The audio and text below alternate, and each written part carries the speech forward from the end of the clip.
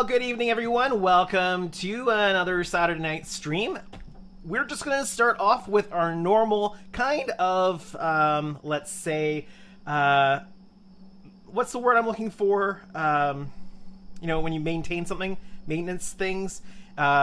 Anyway, housekeeping items. If you can hear me, if you can see me, and if everything looks like it's working well, leave me a comment in the chat so that I know everything is working the way it is supposed to be. So we'll deal with that stuff first. And I'm not seeing it the way it's supposed to be.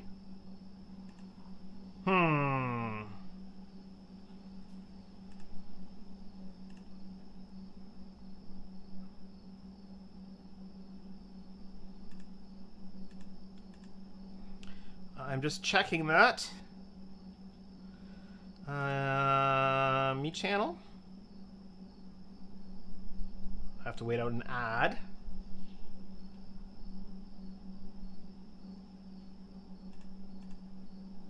Oh, I am live, and I can see everything. All right, so we've got, yeah. So we've got Dawn in, Hobby Time, and Skull in the chat so far. So that is great. All right. I was a little worried there because in my live studio, it's not actually showing the video. So I may have to refresh my live studio to be able to see that. But that should not be a problem. Yeah, everything looks like it's going. I was a little concerned there just because I couldn't see what was up. All right, so we are going to get at it pretty soon tonight. We are looking at the inner light system, and we are looking at this lighting solution. There we go. Oh, and let me turn that on. This is a lighting solution for models that was at Wonderfest this year. And so I have not had a chance to look at it yet. I have not done anything with it yet. I've got the website up on screen, and I've got the instruction website up. I've got multiple mice here because I'm running multiple computers in order to do this, but I've got the instructions up here. We're going to kind of wade through this a little bit and kind of see what's going on. I have right here, I have the box of items. Also, if this looks far less framey than last week, let me know in the chat because I did make a few adjustments to try to make sure that this was, you know, far less framey than it was last week. So let me know in the chat if this is better. If it's better, let me know. But we're gonna see what's going on. So Skull says sounds good. Hobby Time says 5x5. Don Cartwright says evening, Andrew. And Welsh Piper says CS, good to see a face on a handle. Nice to have all of you here with me tonight. So if you have any questions along the way, feel free to leave them in the chat. I should be able to see them, and I should be able to pop them up on screen if it's something that we want to talk about. We are going to kind of dig into this. Like I said, I've opened up the box and had a quick look inside, and I've pulled the websites up, and that's pretty much as far as I've gotten in looking at this. So this is a potential option to be used on models. Potentially an option to be used on the 650 if we like what we see, if we don't like what we see. And just so you're aware, I did purchase all of this. Now they did send me a little upgrade because I purchased two and I am reviewing it on camera, so full disclosure that they did on their own volition send me an upgrade to their starter pack, which I'm sure we'll be able to see what comes in all the various different packages on the website because I do have it here.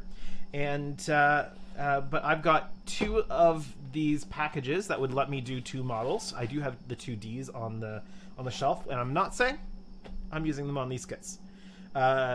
But we're going to evaluate and see how it compares in effects to what Danny is able to do with the Arduino. Or Danny's digging even further into the whole Arduino thing and looking at pairing Raspberry Pi with Arduino to give a whole bunch of extra functionality. So that's pretty interesting and cool. But I do want to take a look at this. Let's see.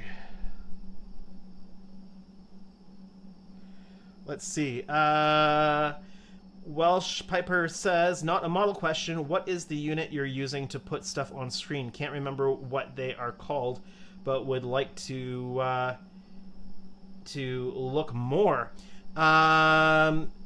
Depends on what exactly you're referring to. If you're referring to putting the chat up on screen, it's a function of my streaming software. I use vMix for streaming. If you're talking about, let me just switch over here. If you're talking about this box here, it is a Blackmagic Design 810 Mini Pro. That's just letting me switch between, well, that's letting me put the computer here into the other computer that is handling the streaming. Because I think I'm going to have to put this computer, let me just get my face up there as well so you can see me talking. I think I'm going to need to throw this on Wi-Fi, on a separate Wi-Fi thing.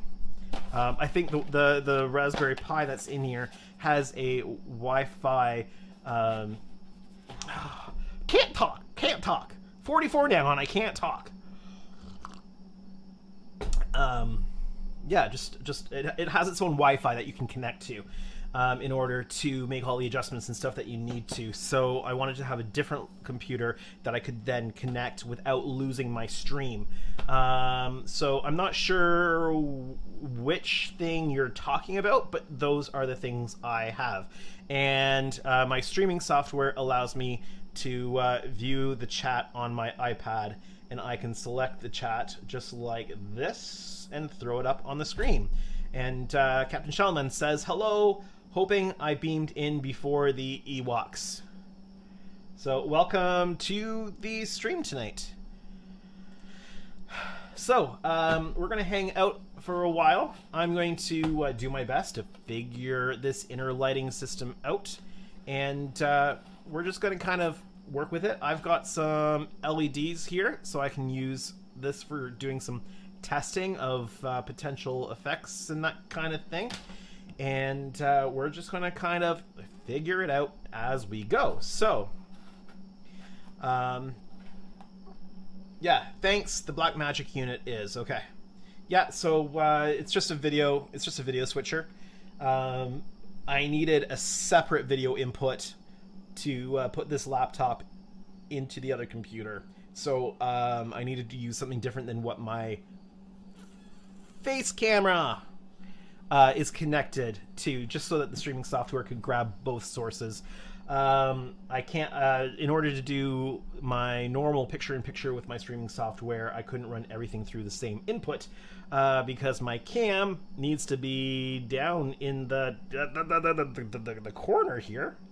It needs to be down here, but I want to be able to throw the website for the computer, the website from the other computer up here, but keep my face cam. So that sorts everything out. I'm doing a little bit of a different setup tonight because I want to be able to walk through the website with you on here. So that is what we are doing tonight. All right, let's open the box and see what is in the box. So we have a quick start guide on paper here. Now I'm wondering how similar this is to. I've got too many mouses here, and yes, mouses is the correct term when you're referring to computer mouses instead of mice.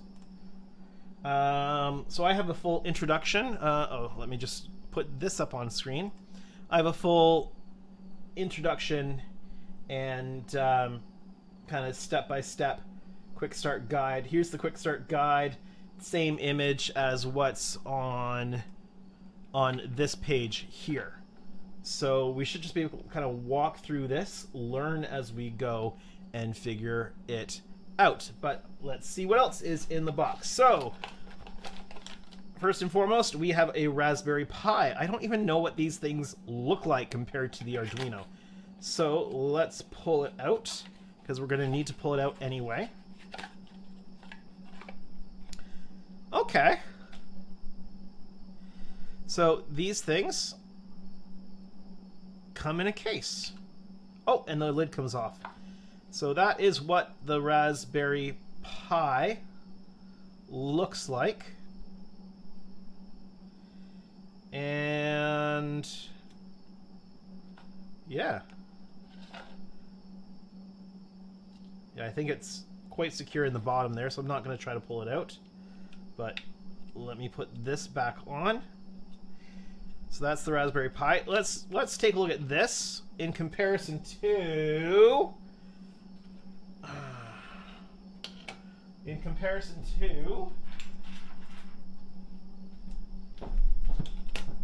the Arduino. They are pretty much the same size. Now, my understanding is they both function very differently. So, yeah. And look at that. It's got Raspberry Pi branding there and on the board. I guess that means that you know that it is legit. All right. And there is some documentation that comes with the Raspberry Pi. I'm going to put the box over here. There has been a North America USB charging adapter supplied. Now, this, I should probably clarify. This box that I am opening, let me go to the website here. Somewhere on here, they've got some videos demonstrating their stuff.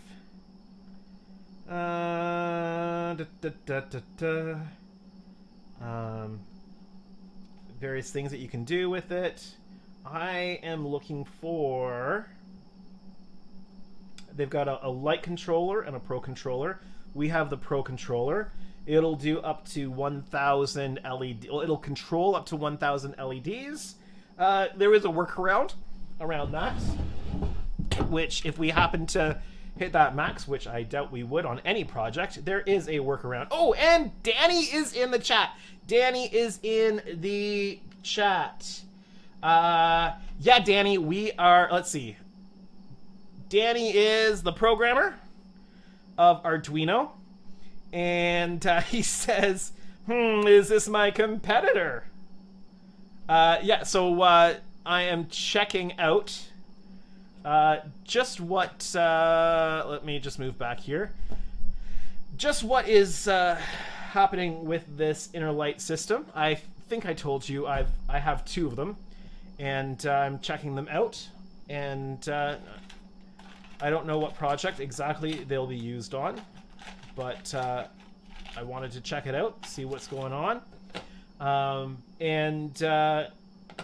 Yeah, so we're just kind of going through and seeing what the various, like figuring out how to use it and how it works and all that kind of stuff. So I'm really curious to see in person how its effects compare to what you've been able to do with the Arduino. I did mention earlier on that you're working on integrating a Raspberry Pi in with the Arduino in what you're able to put together. So although I wouldn't say when you say is this my competitor, I'm not sure it's a competitor if you're not putting anything out there retail or not, or for people to buy. So I mean, if you're putting stuff, if you're able to put some stuff out to buy, then I know that all your effects look really, really good, and I think that you would be a competitor. you would be a good competitor. So, but I know you're busy, and it takes time to get that stuff done, right? So, okay, where are we? What was I doing? What's going on? Danny says, I had no idea they were using a Raspberry Pi. Yeah, I didn't know until basically it got sent. I think he may have mentioned that at Wonderfest, but I was kind of like talking quick because I had to get back to my booth. So, yeah, they are using Raspberry Pi. And Danny says, thanks, Andrew, maybe someday. Yeah, if you're working a number of jobs and doing this stuff on the side, yeah, time is a thing if you want to actually eat and sleep and breathe.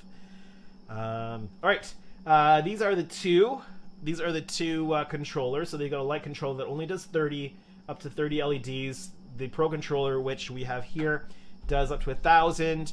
There is a workaround around that. If you've got internal lighting, you can run all your internal lighting off of at the same time as if they are just one set of LEDs, and just take your data off of the end of one of them to go to the rest of the things. One of the I have to mention, one of the drawbacks to this system is that there's only a maximum of 2 data channels that you can use, and they recommend using 1, which means that you have to then go from one effect to the next effect to the next effect to the next effect with your data. So if you do get a short in your assembly of the chain anywhere along there, your data stops going through to all the other LEDs. So that is a concern with this. Where I believe this system excels is in its end user interface, and allowing also for so 2 end user interfaces, the end user being the person building the model, that you can actually do the stuff without being Danny and knowing how to program everything. But just when you're running the model, there's the integration of the LCARs with a tablet, so like an iPad or a Android tablet. So let's see what Danny is saying. It's weird because Pis have quite some latency addressing LEDs, slower compared to a microcontroller. Yeah, I have no idea about any of that. That's your area of expertise. And I know you were talking about pairing the 2 of them, so really interested to see what you're able to pull off with that. What was I doing here? Right. Frequently asked questions. Where is... I am looking for something that I previously saw on their website. Maybe it's under the buy now. Let me go there.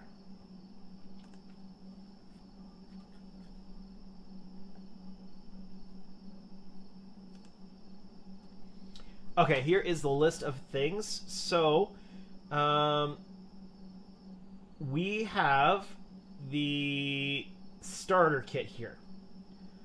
I didn't get the starter kit, but they upgraded me to the starter kit so that I had a good idea and could show other people what comes with the starter kit. So, in the starter kit, we have 1 Wi-Fi control computer. And the specs are there. 1.4 gigahertz, 64-bit, 512 megabytes of RAM.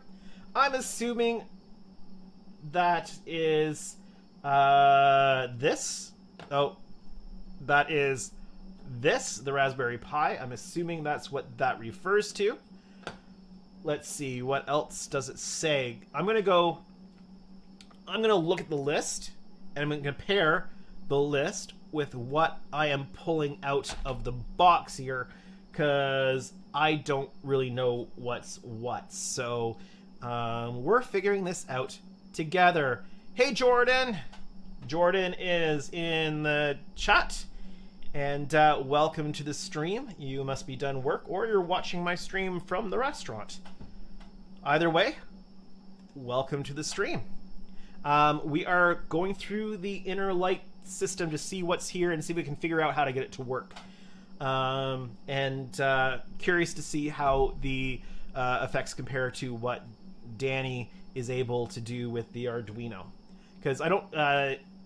hopefully all of you have seen in my last update what Danny has been able to program with the Enterprise E's. And in fact, let me grab a quick bit of video.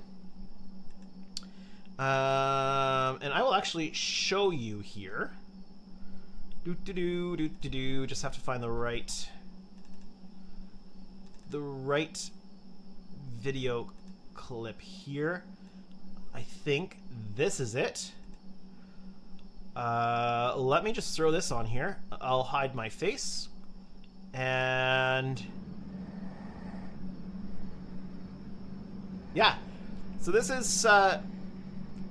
is initial work, initial programming sketch that Danny's done, and he's continuing to refine it so that it looks even better.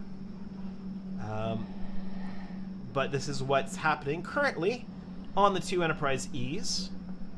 And yeah, it looks really, really good. So there we go. Let me throw my face back on there. Yeah, let's throw the list back up. And so the next thing on the list is 1x inner light configuration and control software, which I don't believe is anything that's in the box. Jordan says, actually off today, been recording and building all day. Those E's look amazing. Thank you. What have you been building today? Have you been building a runabout? Have you been finishing a C? Have you been doing something that's not Star Trek related? Let's see. Yavang says, I watched your last video doing the windows on the 650 Enterprise D. Why are you filling the windows with resin prior to painting? Wouldn't it? I'm assuming that the rest of that probably says, wouldn't it be easier to fill them in after? Wouldn't it be easier after paint?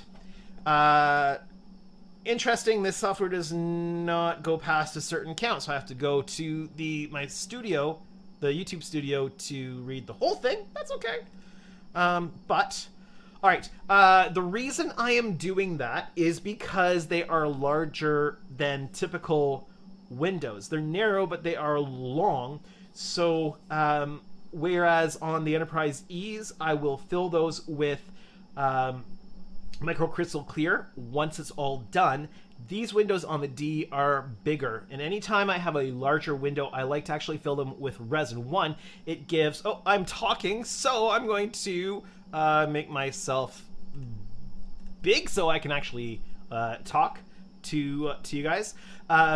So when the windows are bigger, I like to fill them with the resin. One, because you get a much flatter surface. You don't notice so much when you're filling in with the microcrystal clear, because there's always a little bit of a dimple in the window. When the windows are small, it's not too big of a deal. The larger windows, you're going to see that. So I want really nice flat windows on there. So that's much easier to do by taping off the outside and filling them in from the inside. And I have a Silhouette Cameo 4 here in the shop, so it's no big deal for me to make window masks to go on this thing. So I can make all the window masks I want, and so that's what I'm doing. I'm filling them in first, and then I'm going to mask them off for painting. So hopefully that answers the question why I'm doing it like that. I do the same thing on the Enterprise E with the big windows in the front, so I will fill those. Actually, the first Enterprise E I did, I actually meticulously cut those windows out, but then I was just masking them anyway. So on these the ones that I'm doing right now, they're on the bench. They're actually behind the computer and camera here.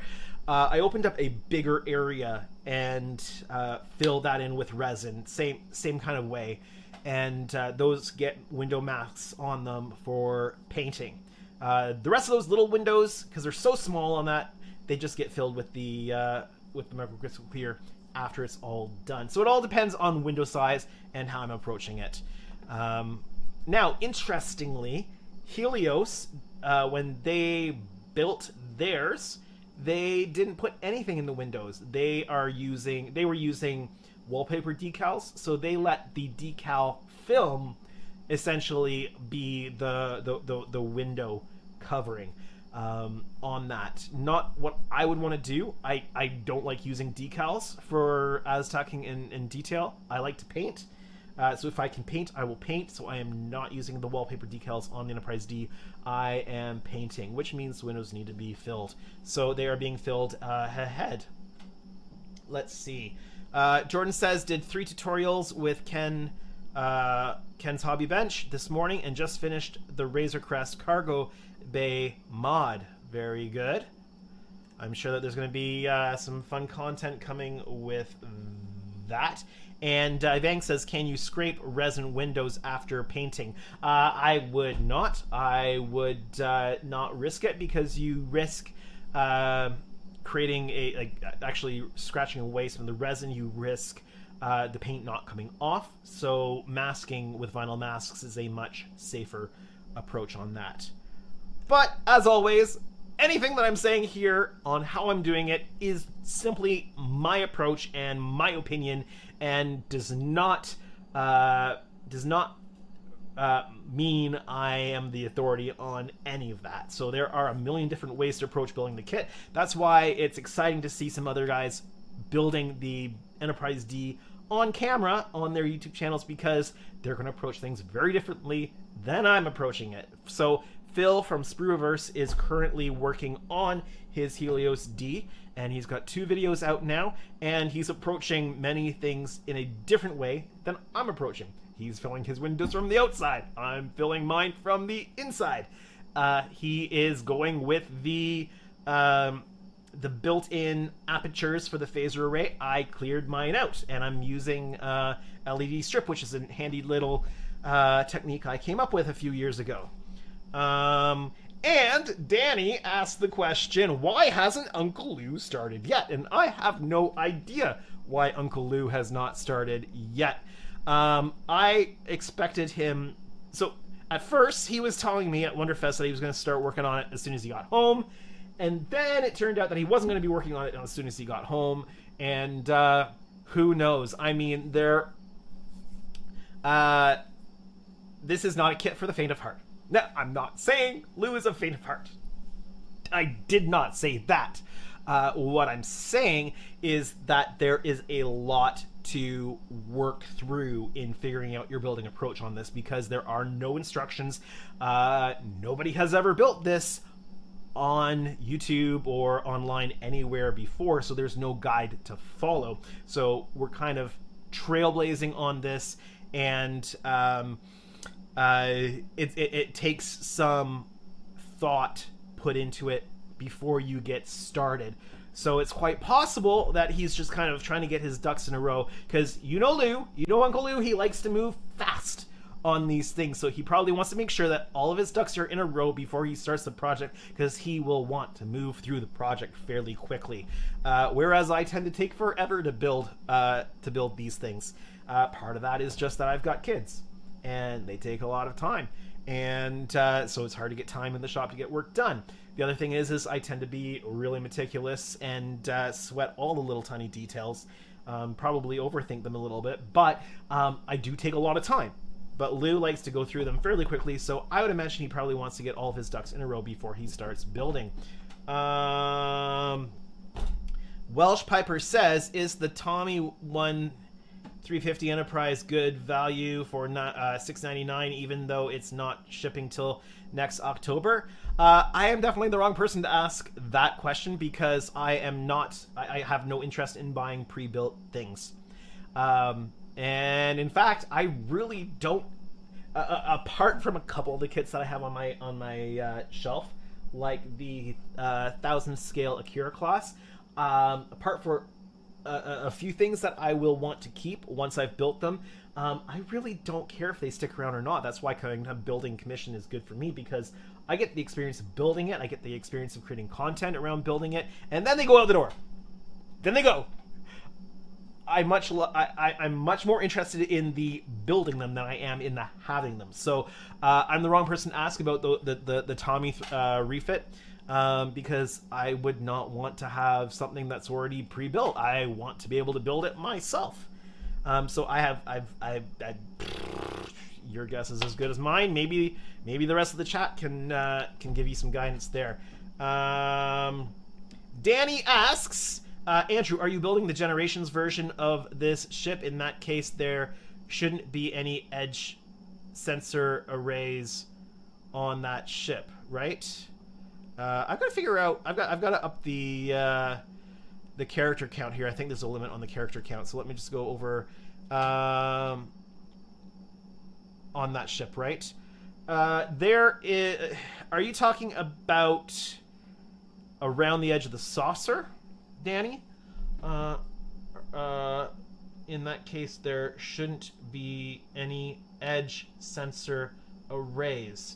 There's definitely edge sense. Like, there's definitely the sensor thingy.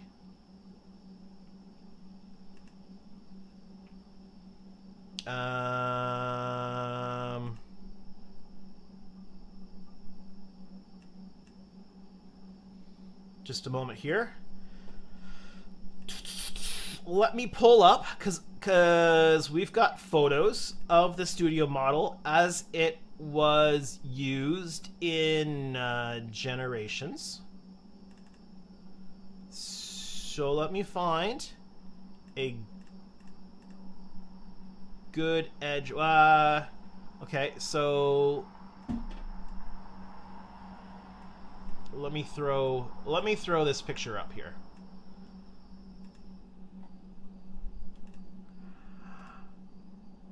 Bam. Okay. So here is a photo of the ship, and you can see that there are sensor bands on the saucer and around the edge of the secondary hull. Let me see if I can find a better Let me see if I can find a better picture. Okay. Let's see. Danny says, no, the engraved lines that go across the whole ship. Actually, I think they have something to do with the shield. Yeah, the deflector grid. The deflector grid on the ship. Okay, let's pull up different pictures. And somehow I closed out the folder I was pulling these from. So let's grab. I closed out the folder again. One moment, please. Please stand by while we complete your long-distance call. To avoid this message, please dial 1 in front of a 10-digit long-distance number. Thank you. Let me throw the saucer up here. And yeah, pretty much, let me clear Danny's message here. Yeah, so we don't see the grid lines. That's a good point. Which means I don't have to scribe in the grid lines. Let's see about the secondary hull here. Oh, let's take a look at the neck. And yeah, it's just all Aztec painting. There are no grid lines, which is handy because there are no grid lines in the Helios kit. Blah blah blah blah blah. Secondary hull. Let's see if I can find a good secondary hull picture. I know that there are some in here because I was looking at them in my latest video. Yeah, and it looks like we are free from them on the secondary hull. That means I do not have to scribe any deflector grid lines. That is a very good catch there. Perfect. Yay! Less work. All right. I'll keep that up there for a moment while I go through the chat. I need to catch up on the chat here. So Danny said that lots of people have been complaining about the model missing the edge lines that cover the hull, but the Generations version of the switching over version of the model was actually super smooth. Yep, that's what it looks like.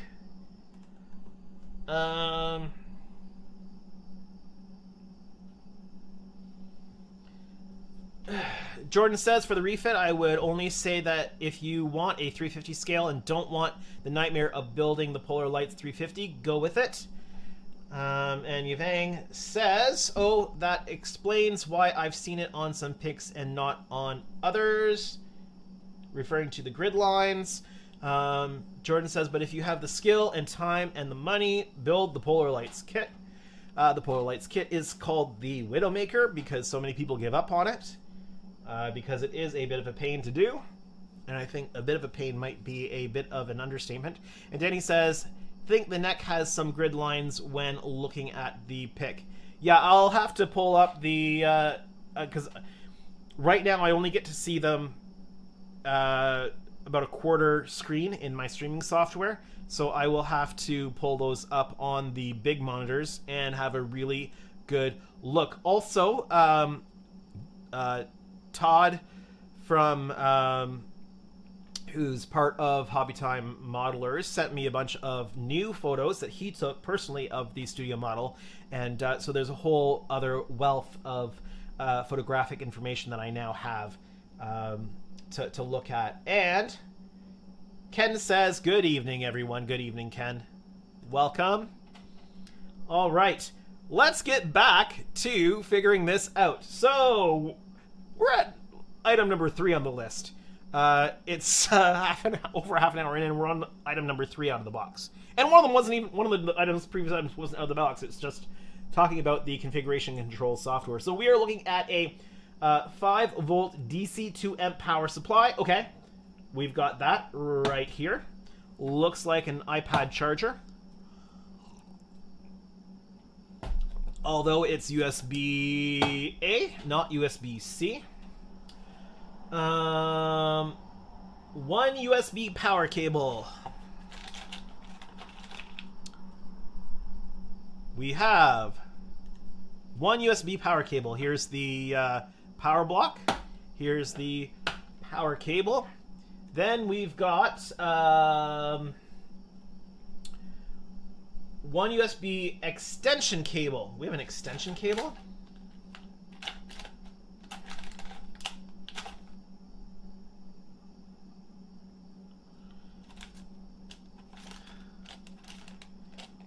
Oh. Yes. Okay, this is what they are referring to. So this is a split power, I guess. And I'm not sure what this white cable... Oh, you can't see what I'm doing. Here it is. Here it is, now that you can see it. Oh, Danny says, I only see the lines on the neck, so primary and secondary hull are smooth. Yay! Yeah. Alright, so here is USB extension. Okay, this must be the USB power cable. This must be the USB extent. Yes, this is the extension because it's got a male and a female. So these can, if I can get it the right way, connect together. So this is the extension. This is the power. And I don't know what this white cable is supposed to be, because you've got your positive, your ground, and your data, your red, green, and black on here. And interesting, they've gone ahead and put one of these little LED, wafer LED things in here. Okay, so that's that. Let's go back to the list. And we are doing 5 times single red LED interlocking chips.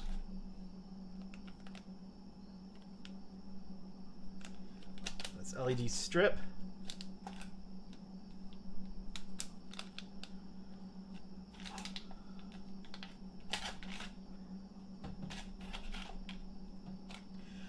I'm going to guess that they're the things in here. Oh, no, not red. RGB. Okay. 5 single RGB LED interlocking chips. So those will be... Let me go back here. Those will be in this package here, along with 2 5mm LEDs. Let's see. 2 interlocking RGB LED strips. So these here. And it looks like they're basically giving you enough things just to kind of do some testing and trying some things. 2 times 5mm RGB LED non-interlocking LEDs. So those are the LEDs that are in this bag here, along with those interlocking chips. 2 RGB LED non-interlocking chips. I see those. I see those in this bag here. Let me open up this bag so you can see.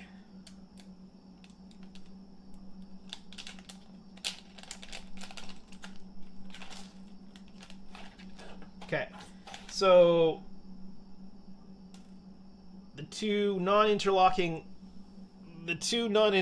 chips.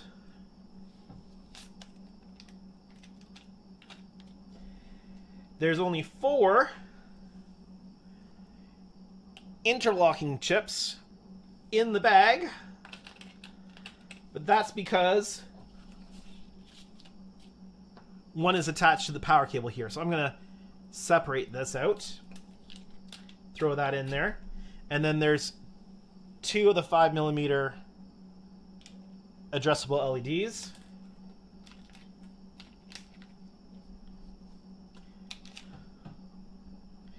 Danny says, feels like Christmas this stream. Well, it is my birthday, so it should feel something like that, I suppose. And Ivang says, I'm late to the party. What are we looking at? Is this a generic lighting kit or something specific? It is something generic and specific. It is the... Let me put my face up here. It is the inner light lighting system, which can be used for pretty much any kit that you're wanting to build. They have a user interface where you can go in and select effects, assign them to LEDs. Essentially, it's like taking what website building websites have done for making websites and taking that concept, but putting it into the model kit lighting realm, so you can kind of set up your own thing without being Danny and knowing how to do all the coding and stuff like that. So it's a way to do all this lighting without having to know all that stuff. And I just got a bunch of the happy birthday notifications in chat, so thank you very much. Yeah, I've completed 44 orbits around our sun, so I am now starting my 45th orbit. I am 44 today. So, all right. Hopefully that explains what we're doing, what we're looking at here. Obviously it does, because Evang said, oh, neat. All right, let's continue going through the list. That's the wrong button. Let's continue going through the list here. So, if I can get the right mouse here. I've got 2 mice. I've got 2 mice on the table, so 5 times fiber optic 1mm times 30 centimeter length, and we have those here, and they look like they've got some prefabricated ends on for attaching 5mm LEDs to them, so that's kind of cool. Which, let me grab the right mouse here, which apparently is also in the list here. 5 LED to fiber optic lens connectors. So let me put this up close to the camera, and Focus! That's what that is. So you'd put your... Focus, focus, focus, focus. You'd put your LED right in there, and it would cap right onto the LED. So somebody obviously took a problem and found a solution for it and made these. That's handy. Then we've got 5x short LED interlocking cables. I'm assuming that's these things right here. And then there's going to be, I'm assuming, 5 long ones, because there's 5 long ones in the box. 5 long, switch back. 5 long LED interlocking cables, and 1 quick start guide, which is the piece of paper that we pulled out first. Now, there are a few extra items that are in this box, which are not part of the startup kit, but we do have them listed on the website. So the first thing that's in this box, that's actually, let me throw some of this stuff back in here and make some space. Yep. Jordan. Oh.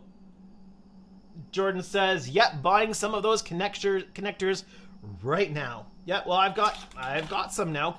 Not that I use those because I do like hard soldering all my wires. I don't like things to come undone. All right. We'll keep that out because we might get to playing around with it. So all these packages here are not part of the quick start up guide. Quick start up kit.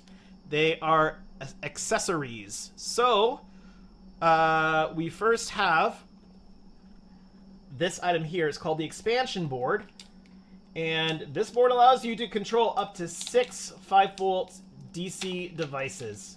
Example: standard LEDs, including dimming, laser modules, etc., as if they were addressable LEDs on the data chain. The board uses the same protocol as the WS2811 SK6815 addressable LEDs.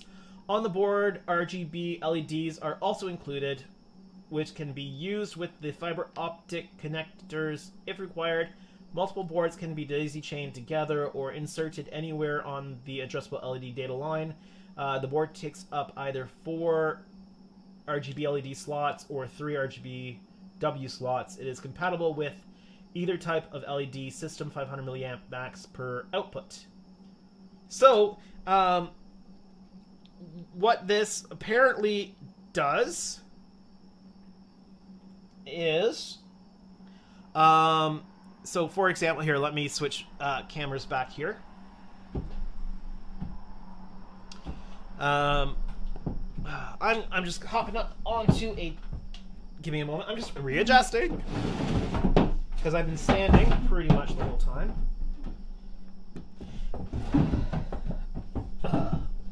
Let me sit, but I'm grabbing a milk crate to put my foot up on. Okay, so we have this board here. So essentially, what this does is it allows us to run traditional dumb LEDs, I like to call them. So for example, my 0402 SMDs that I love to use for navigation lights. And it essentially controls those LEDs as if they were programmable addressable LEDs. So that was something I got extra, because if I use this for anything, I will want to put my 0402 SMDs inside and be able to control those. Let's see, Yvang says, did you get any cool toys? I'm gonna move this a little closer so that I'm not reaching so far to deal with it. I can put, just reorganizing. So he says, did you get any cool toys or cool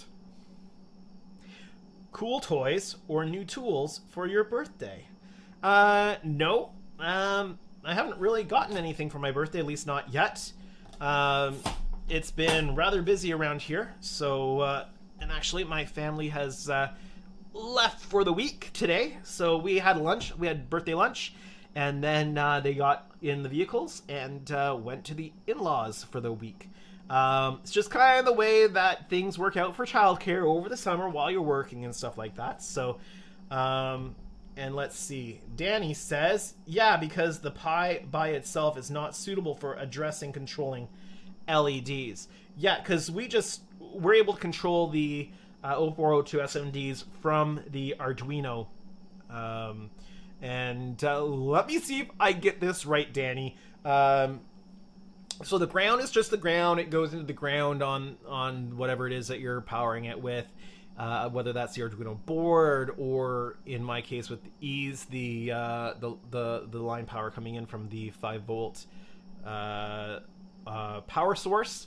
The positive goes into a pin on the Arduino that is configured to be able to do that, and it regulates the power going to the dumb LED that way. So that's my dumbed down version of explaining it. I'm sure Danny could probably give you a much more a much more in-depth idea of how that actually works.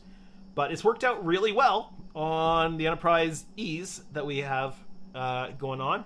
All the flashing systems are working properly, and any navigation lights that are constant on are just going off of the power, the constant power. But we've got two flashing circuits going on the E, because there's two sets of circuits that flash at different rates, and so we're able to do those. And Danny says, okay, I have to put this on, because Danny says, exactly, you got it, thank you. I sort of understand what's going on some of the time.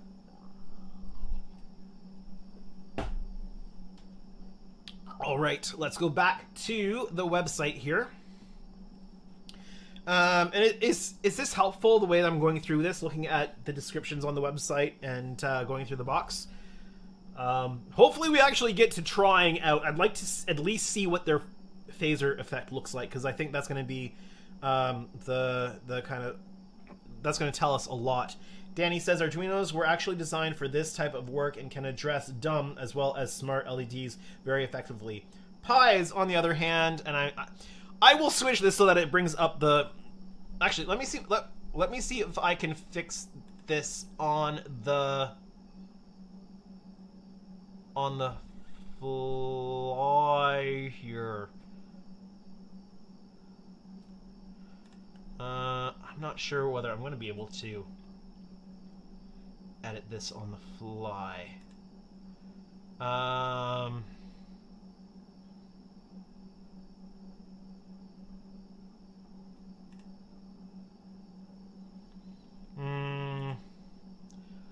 don't think I'm going to be able to fix the number of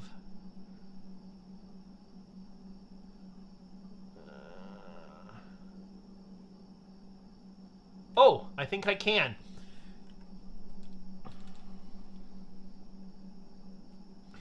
And I'm typing on the wrong computer.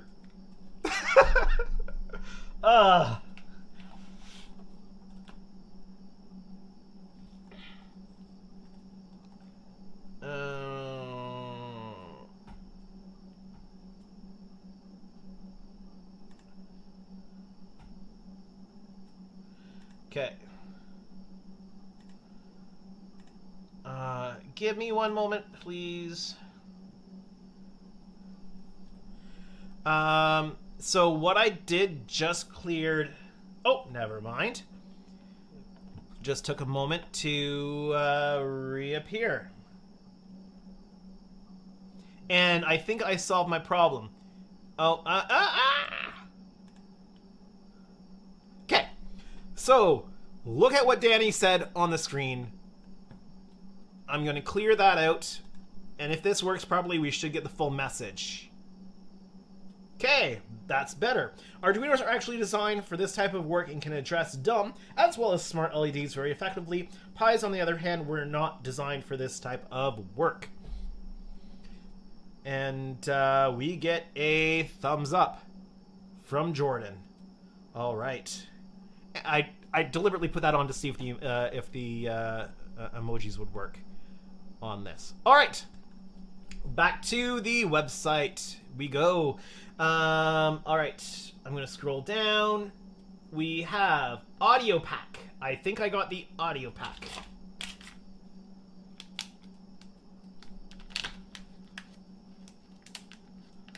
So I think it's the audio pack that I got.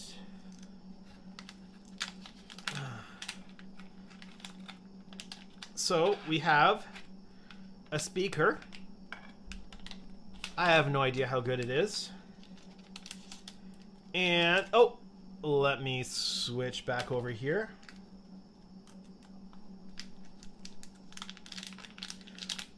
And Danny says, I now also understand why they made it such that all the effects need to be rooted in series.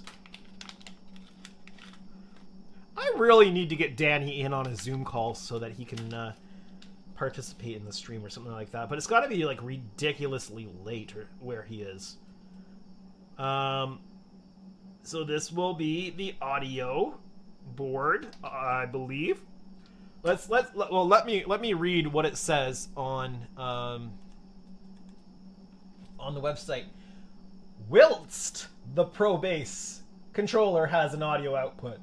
Ooh, fancy. Whilst. Whilst. The Pro Bass controller has an audio output via line out headphone jack. It has no built-in amplifier. This audio pack gives a powered audio output to a 3-watt 40-ohm speaker using a 5-volt DC 2.5-watt mono amplifier with adjustable gain. Includes all necessary cabling to connect to the Pro Bass controller power.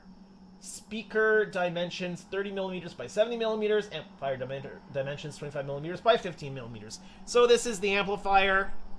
Here, it's got a audio jack. There's an audio cable that comes with it and a little speaker.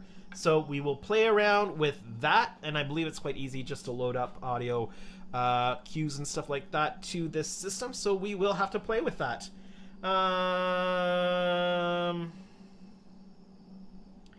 Danny says, haha, yeah, it's late. Finishing up on some work. We can do a live vid call whenever, Andrew. Just need to set up the appointment in time. Yeah. And you know what? Actually, so Danny, any evening this week, I am free and can do a live stream. So any evening my time, or pretty much any time on Monday I could do. And we could probably do a stream talking through a bunch of the effects and stuff like that, if that's something that you're interested in. So, like, by evening, I mean, like, my time, which is stupid o'clock in the morning for you, probably. But anytime after 5 Eastern Daylight Time, anytime after 1700 Eastern Daylight Time, I am available to do a live stream. All right, so that's what's in the box. I think we've covered everything that is in the box. So let me pack this stuff away so that nothing gets damaged, nothing gets lost. We don't want any lost parts.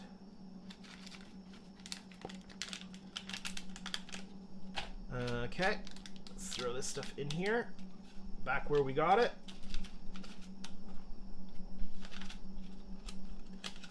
Now I do know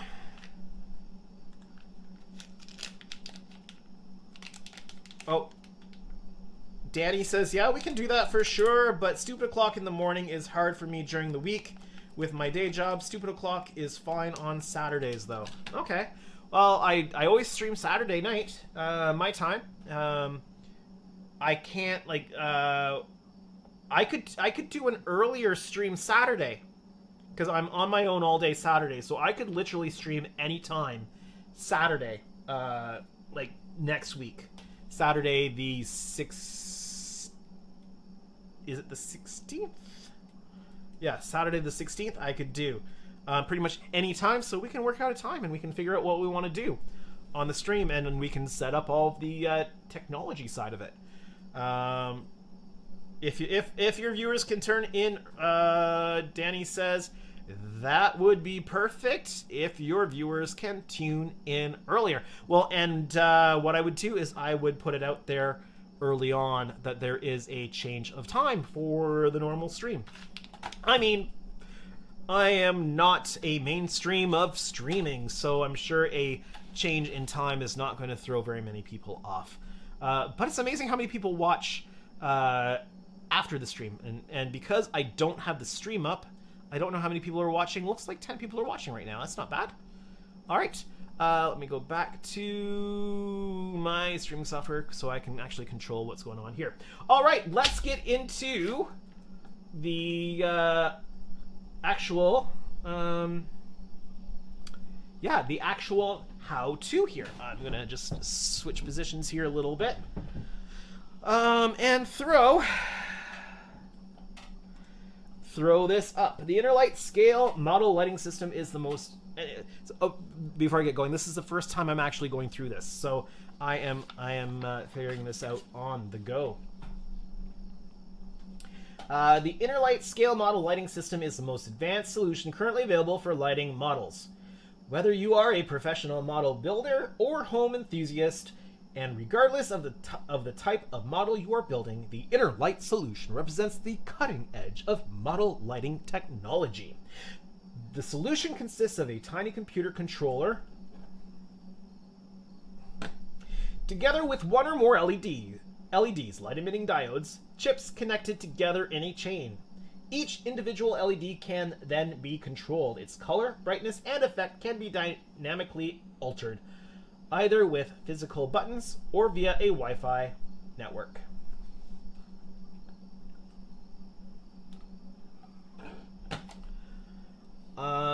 Computer controller. The computer controller is the intelligence behind the system. It connects to the first LED in the chain and issues commands to control all the LEDs individually if required. It can also play sounds to enhance the lighting effects and provides a web interface for configuration and control. This just talks about how you connect LED lights. That's no big deal. This is the this is how you attach the lights to the fiber optics. Okay, here we go. Quick start guide, and if you want me to stop and anywhere along here, I might... Some of this stuff I'm going to breeze through if it's not really important to getting this thing up and running. First, connect the single wire LED data cable from the USB lead to the computer control data output pin. Connect to pin 19 as shown, which is the 10th pin down from the top left. Do not connect any other pin. Pin headers will surround the correct pin to assist in locating it. All right, I guess we're going to start looking at plugging this thing in and seeing how it works. So let's get the Raspberry Pi out and let me grab the... I need this cable here. So let's go in and find that.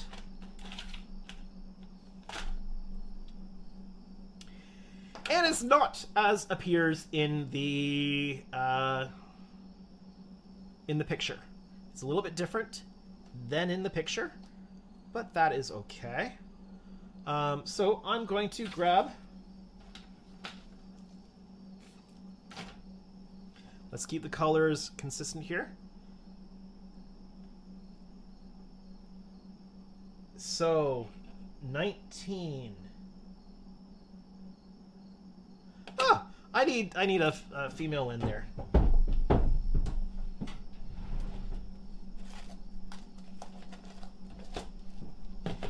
Let me grab my Vino connecting wires here.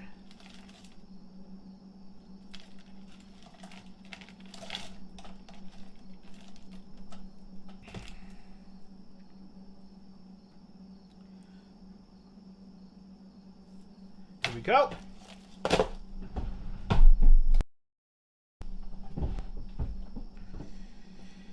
Okay. Green. There.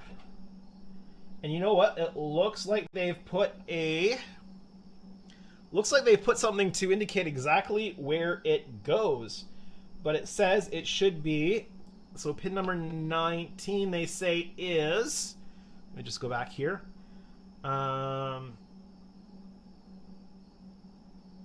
Connected pin number 19 is shown. It is the 10th pin down from the top left. So we're going to go 1, 2, 3, 4, 5, 6, 7, 8, 9, 10. Yeah, so they only give you one option. And it is the pin between the white guides here. All right. Next, connect the power data cable to the first LED as shown below. Important, the red cable goes to the 5-volt connection, bottom left of the LED chip. Yep, I got it. I got an LED strip here that's already got cables connected. So I'm just gonna plug in here.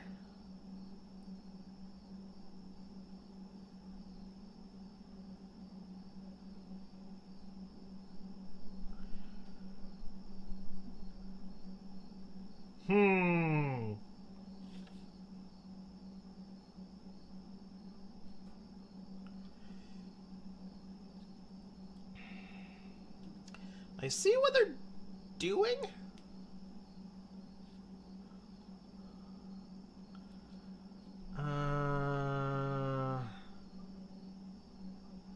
Yeah, that's what they're saying.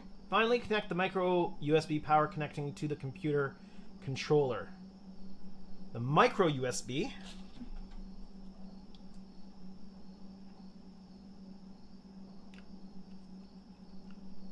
Okay. Top left as shown. So, here's the picture.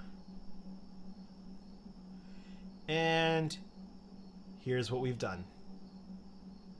Okay. Let's see.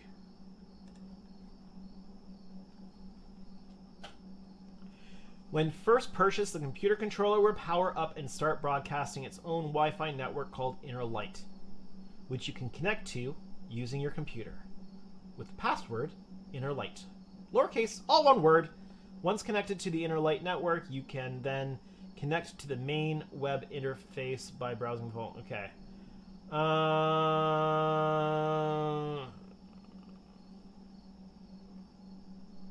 Just making sure I'm not missing something.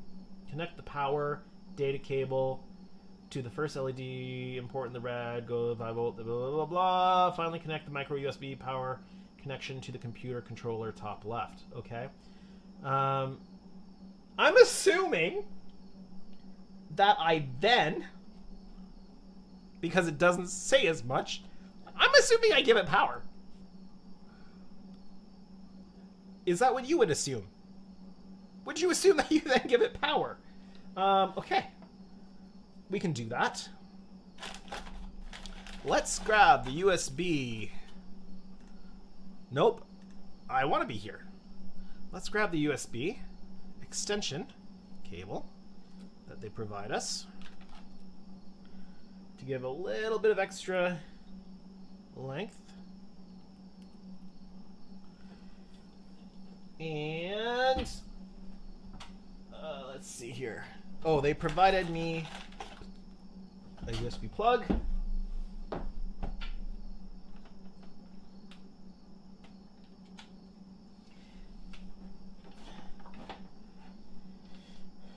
Which I'm now going to promptly plug in.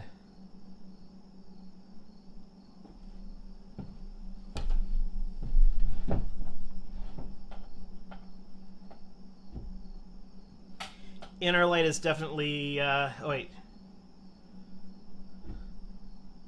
Jordan says, more power, Captain. And Tackleberry, welcome to the chat. Welcome to the stream. Says, Inner Light, definitely a Star Trek TNG reference. Definitely a Star Trek TNG reference. If I had my tin whistle here, I could play, but I will not. And hopefully that's not enough to garner any copyright attention. All right. So this is plugged in. I am seeing... I don't know if you can see or not. Let's see if I can angle this the right way. There's a red light in there. So either it's receiving power or it's turned into a Cylon. One of the two. When first purchasing the computer controller, power up server broadcasts its one Wi-Fi network called Inner Light, which you can connect to using your computer with the password Inner Light, lowercase, all one word. Once connected to Inner Light network, you can then connect to the main web interface by browsing to the following address.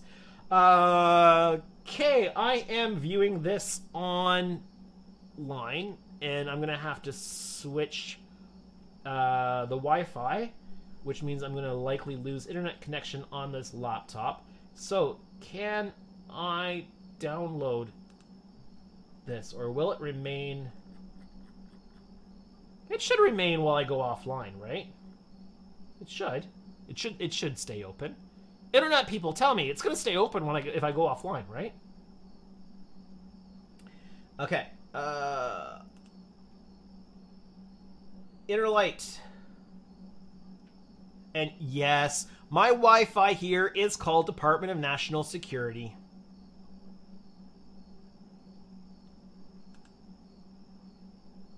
Okay, so password Inner Light.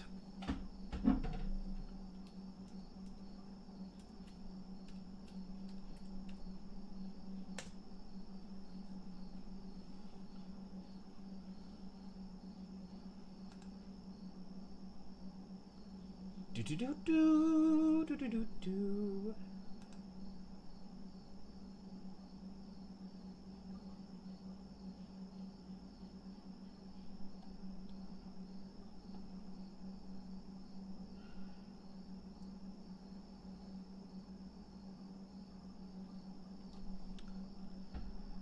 I'm not sure what Jordan's referring to. Probably Department of National Security, I would imagine. I'm assuming that you're reacting to Department of National Security. I do have paper. I do have paper instructions here. So, browse to this right here.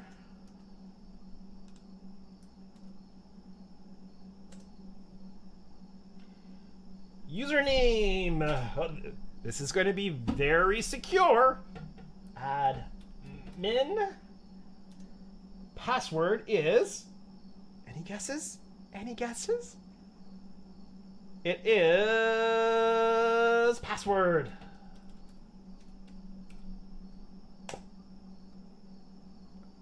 And it didn't work. Let's see.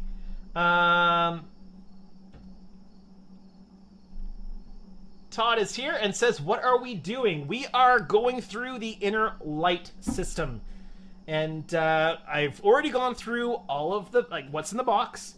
Now we're trying to get it up and running and doing a little bit of a test. What did I do wrong? Admin. Password is password.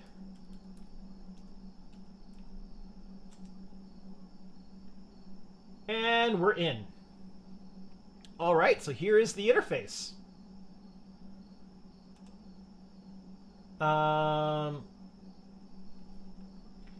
Okay. Let's go back here. Once you've logged into the web interface, you can configure the number of LEDs which you wish to control, the maximum brightness, and begin to configure the elements of the solution. These are the group of LEDs that you want to individually control, blah, blah, blah. These are the effects you wish to apply to one or more LED groups, blah, blah, blah. This is where scene is where you link LED groups with LED effects to produce an overall lighting scene with optional sound and video effects. For example, you may want to apply an effect called flash white to the LED group called navigational. Okay. Let's take a look and see what we've got.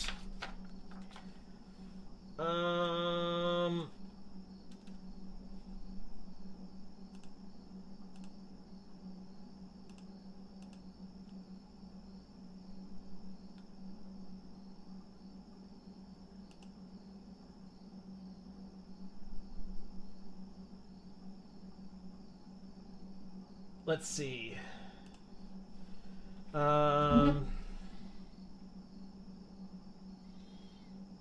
We have maximum brightness, LED type, secondary LED chain. That would be the second channel, I imagine. LEDs to swap red-green. I don't know what that means. We'll have to find out. Startup, default scene. Shutdown sequence, all off.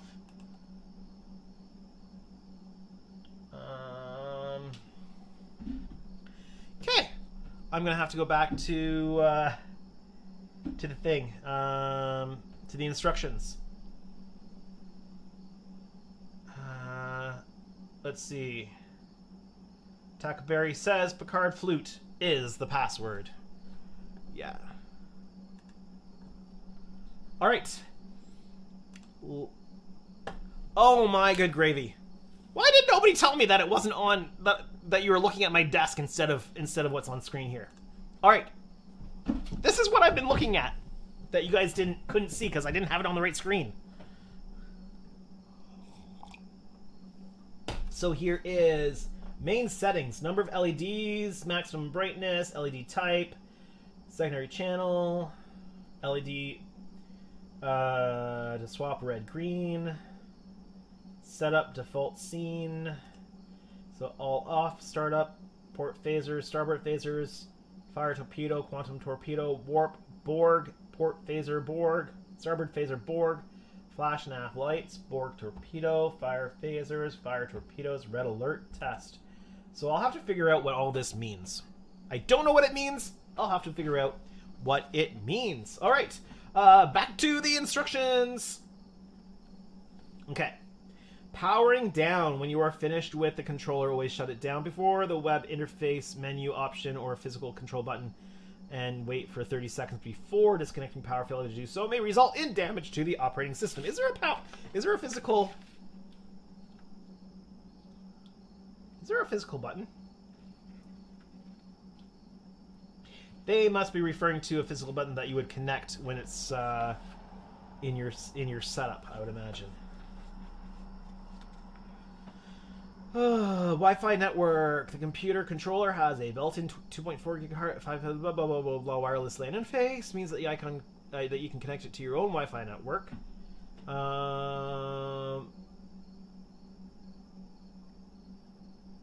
The question is, why would you connect it to your own Wi-Fi network? I'm assuming so that you can connect your iPad or something to it. I'm guessing.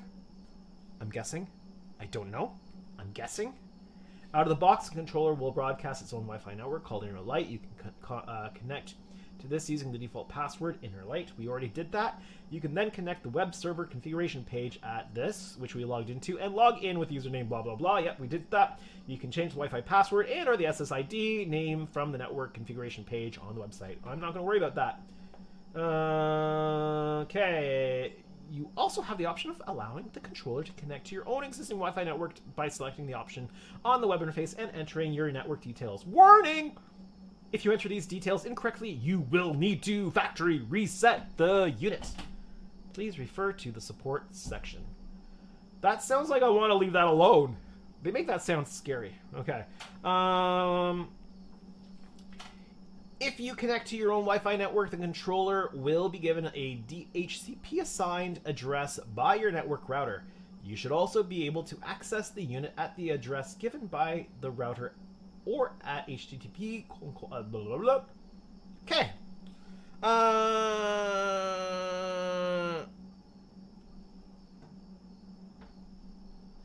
So Danny says, looks like this Pi does not support Bluetooth. So you have to do it all through your Wi-Fi. I'm guessing. Where is the Pi box?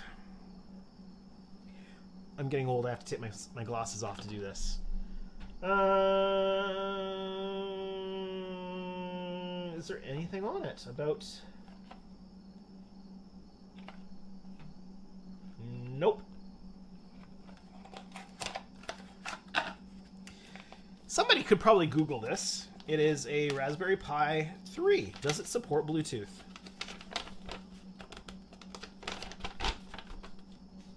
Teeny tiny text. Teeny tiny text here. I keep using the wrong mouse. Which language am I looking for? English. Here we go.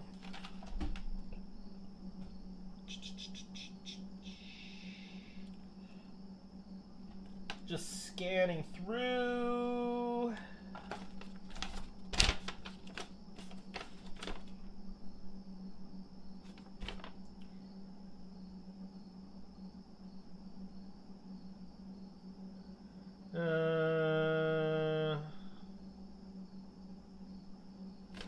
I'm not seeing anything.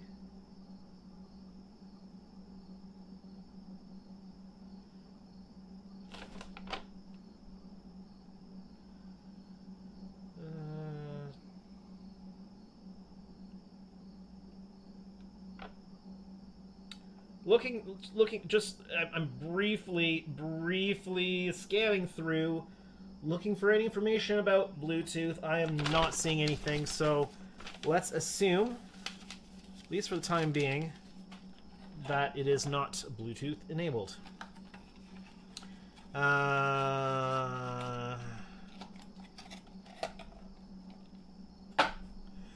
Andrew... Andrew, remember how we discussed in the very beginning if we should use a Pi or Arduino? I don't remember.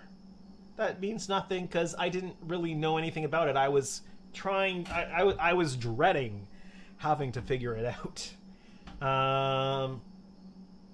But at least now I have learned C++, which was already on my list of things to do. That's good. Yeah, I'm not a doctor. I don't know this stuff.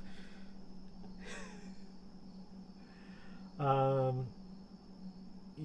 Oh, I was talking with I was talking to John over at Captain's Dry Dock earlier today because he is working with this setup for his next Enterprise D build. He never finished the first one, but he's going directly to another one. And he's going to be using this, and he was mentioning the train of thought. What was it?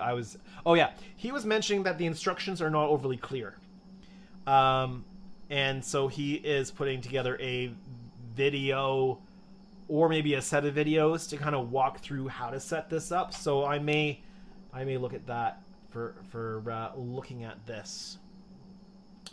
LED groups. These are the groups of... oh. I got it that time. I switched back. These are LED groups of LEDs. These are LED groups of LEDs, yeah. Let's read this properly. These are... Try that again. These are the groups of LEDs that you want to individually control. A group can consist of one or more LEDs. You can create as many groups as you wish, and the same LEDs can be listed in multiple groups if needed. Enter the LED numbers starting at 1 separated by commas to include a range. Use the symbol. Example 5 to 10 would include LEDs 5, 6, 7, 8, 9, and 10. You can choose to enter either the LEDs to include or the LEDs to exclude. For example, the effect LEDs, blah, blah, blah, this option. Okay, LED groups. Let's go back to this. LED groups. Oh, hold. What is this?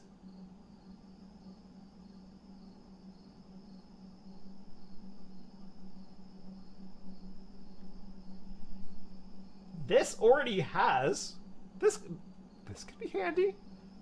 This already has a folder name, 1701D. Main lights. Okay, I don't want to touch anything with this. It looks like it might have been preloaded with Enterprise D effects. Okay. An LED effect. You should create a group for each section of lighting that you want to control. Okay, so that's been done for us, apparently. Can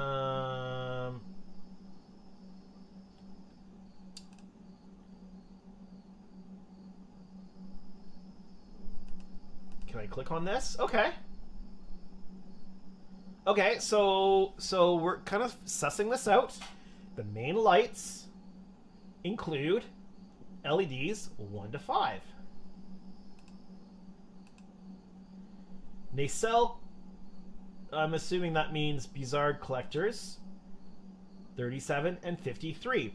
Probably because I'm assuming that this is an example. I'm assuming this is an example of like an example setup, so that you can kind of see how it might get set up.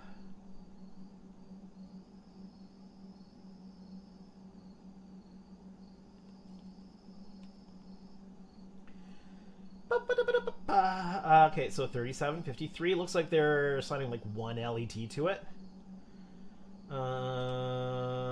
I'm kind of just exploring here. Warp nacelles 38 to 52, 54 to 68.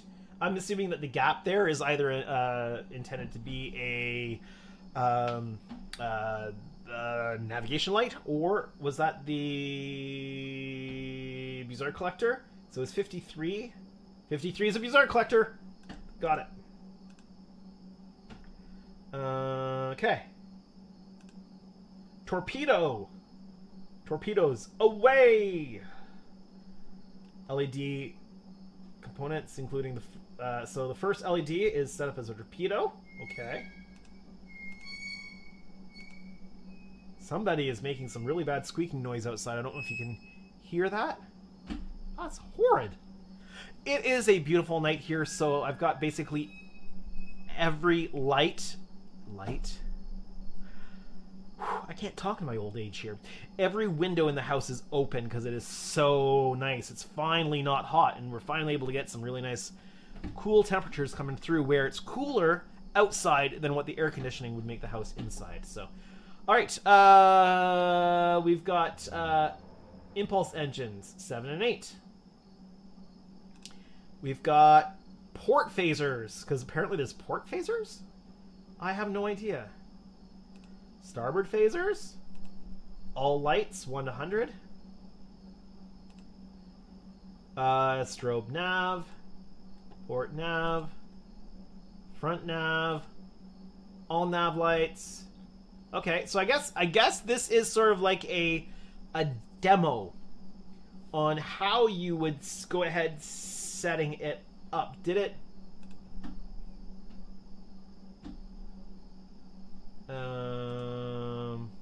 Okay, so include the following, exclude all except the following. Okay. And there's nothing that indicates what effect you're adding to it. That must be in a... Okay, that must be an LED effect. So let's kind of go through here. What happens if I test the effect?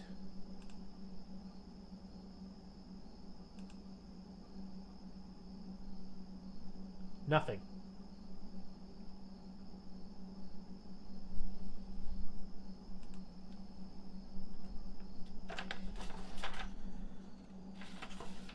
I would have thought that this would... I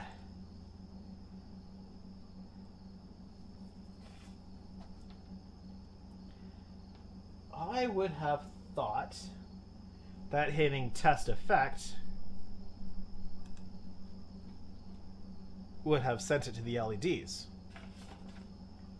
I could be missing something here.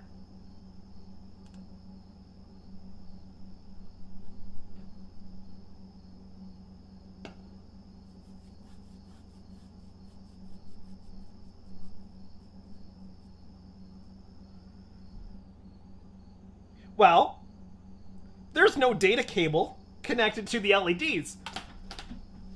That would be why. We have not reached the point where we're able to actually connect to the LEDs yet. So I must have mixed some steps somewhere along the ways. And you would think that that would be a very basic thing I would have thought of. All right, so let's go to the okay, LED effects. So we're going to come back to that. Solid LED effect. Flashing LED effect. Chaser LED effect. Controller outputs. There are 5 output pins available on the Pro Controller, which can be set to 0 volts off or 3.3 volts on with a command. Each output pin can deliver max 16 blah blah blah. These output pins can be used via relay if necessary to control equipment which requires an on-off state. Okay.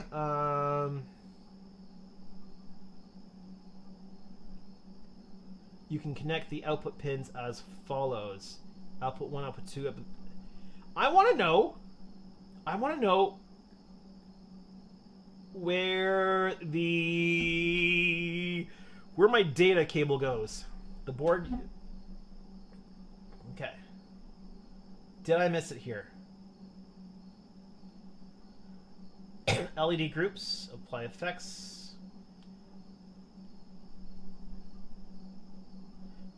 Okay, I must have missed something here. Let me look at this again. Controller outputs. There are 5 output pins available on the Pro Controller, which can be set to command. Each output pin is blah blah blah. Technobabble. These output pins can be used. Blah blah blah. Control equipment. On-off state. Motor. Standard LED. Laser. Blah blah. You can include a state of output pins with active ACE. You can include the state of the output pins when you activate a scene. Output, sound effect output. This is not telling me. I want to know what pin. Okay, this is the expansion. This is, okay, scenes, physical buttons, startup ground. Input 1, input 2, input 3, input 4. Network commands, saving, restoring configurations. Update.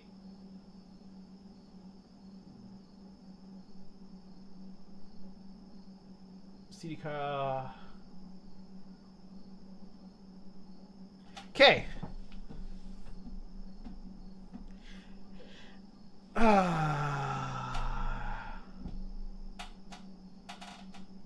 Argonut says Raspberry Pi 3 Model A+.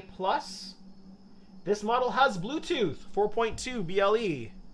Okay, that answers that question. Thank you. What it doesn't answer,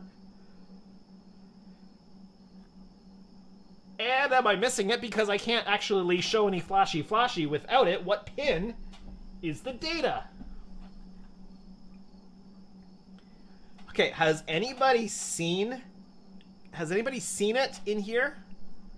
Am I just missing it?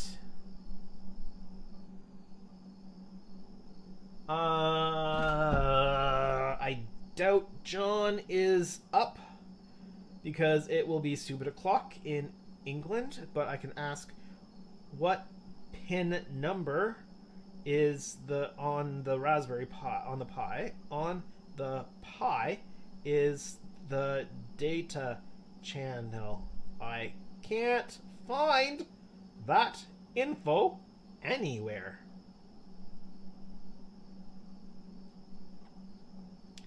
I doubt I will get a response from John tonight because he's been playing with this. He did send me a picture. Let's see if I can identify the pin via the picture.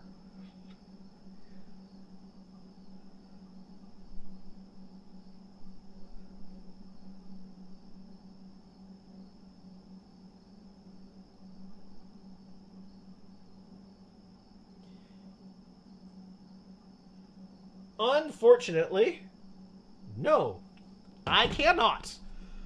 Okay. I'm up. Pin 5 startup.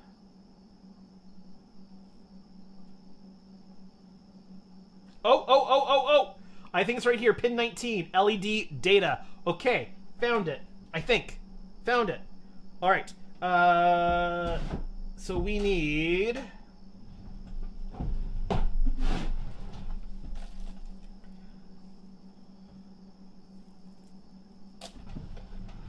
I'm going blue this time. So... No.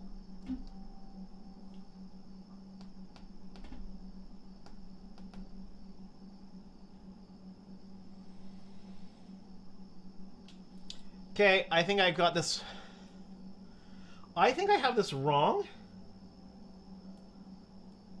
I think we're supposed to... Okay.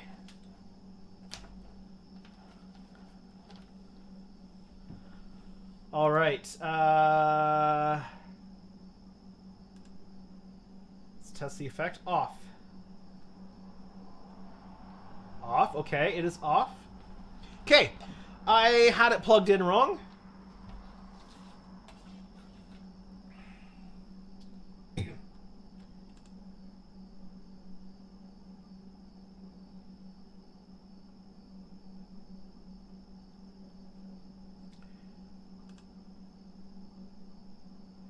Okay, this is not what's supposed to be showing up here.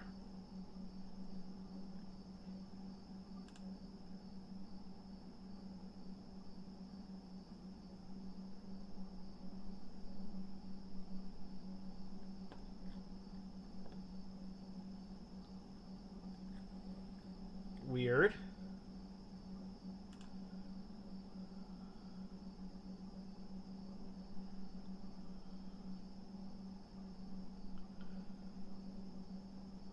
Okay.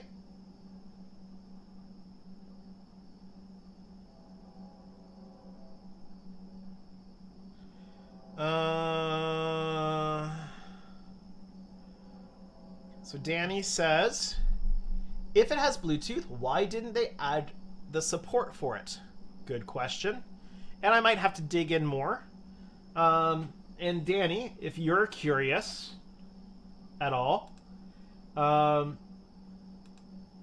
just you can go to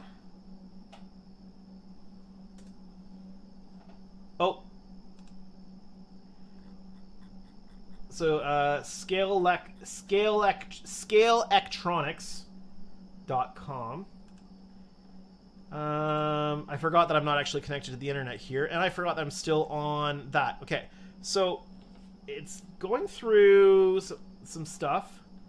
I thought that if I click on these things, it would do the effect that I requested, but I might be wrong.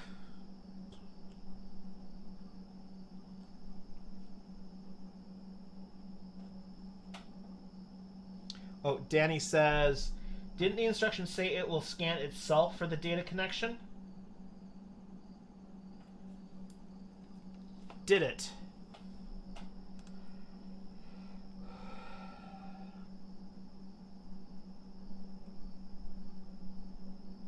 Okay, I'm gonna go back to the instructions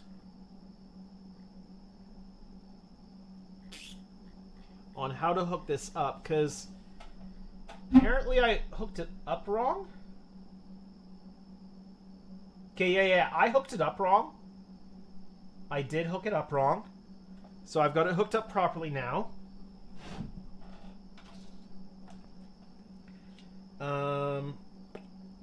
But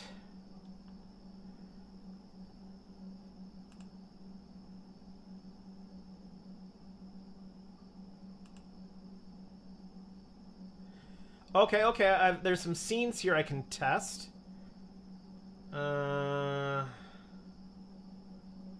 Test scene all off.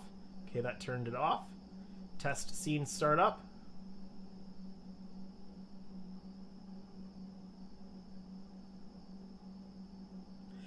Oh. I know what's going on here. Danny, can you figure out what's going on here?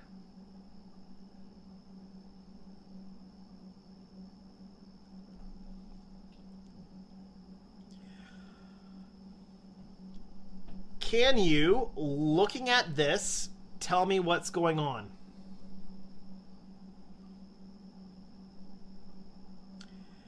There's blue, there's a green, there's blue, there's a green.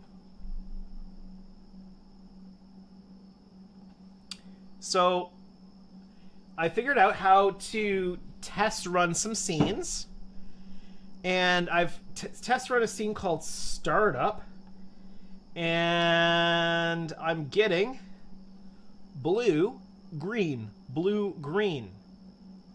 The blue is warp. The green, any guesses what the green is?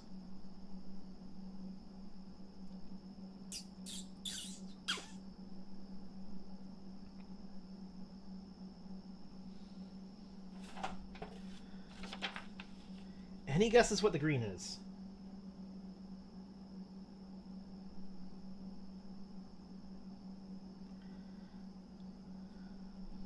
Okay, so I'm guessing that it is configured.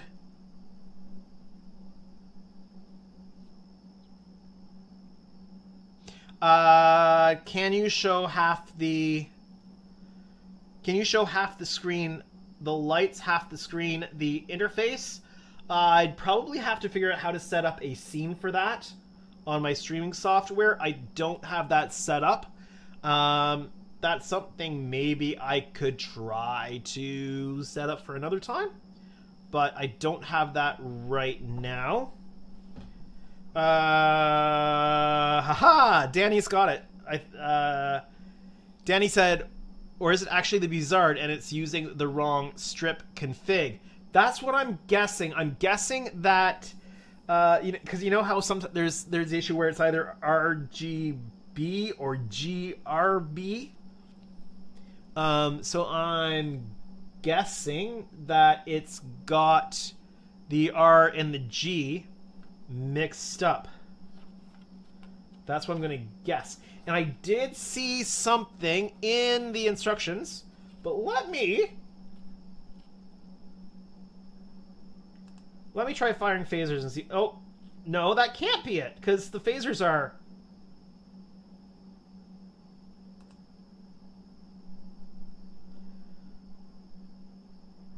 And that's a pretty small phaser array test. I like Danny's phasers better, I think. Let me try port phasers. They're the same thing. Let me try starboard phasers. That must just do. And then what's fire phasers?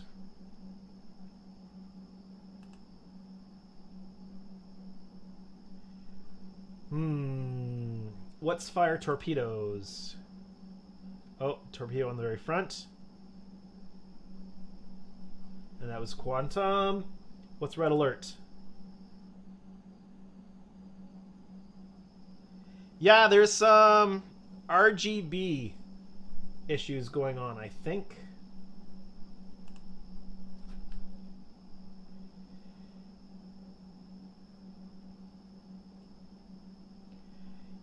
I'm wondering if it's the strip. I'm wondering if it's this LED strip itself.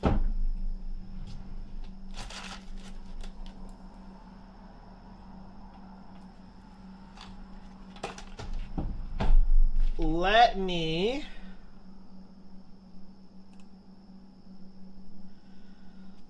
switch LED strips.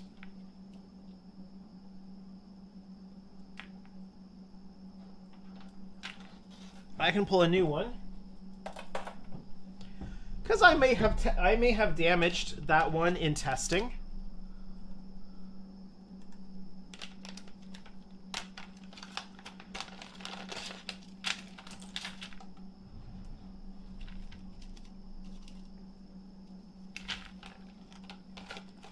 I have a whole bunch of new, because I just ordered, new LED strips. So let me pull one of these out. If I can get it declipped here. Because when I do the Ds, I'm going to need a lot of LEDs. So I ordered a whole bunch of LEDs.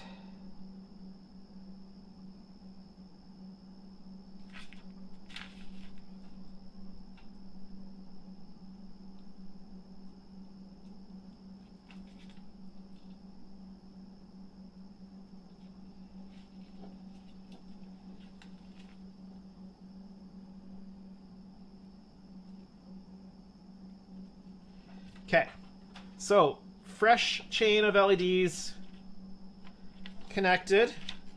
Let's see if this does anything any different. So let me do startup. Nope. It does it exactly the same, so something with the programming.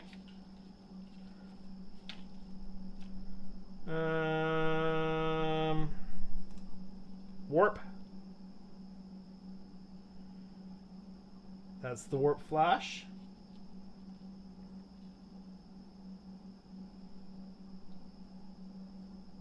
Fire phasers.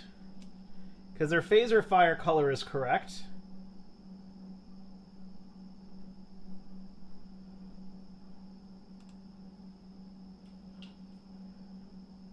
But it's those same LEDs, same locations. I bet it's got something to do with the way that their stuff is set up in there. All right, well, I'll have to play with that.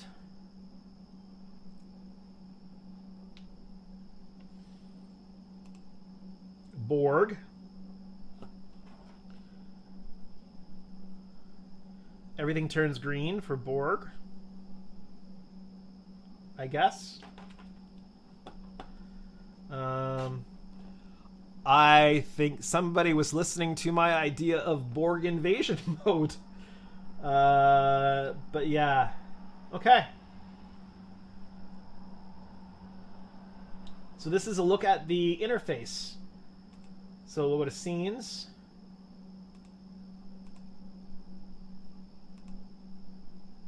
Yeah, well,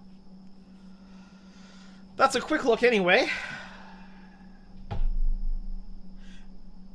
Yeah, well, the strip was the, Danny says, would be surprised if it was the strip, but you know what? The strip was the easiest thing to check, and so I figured I would check the strip, and,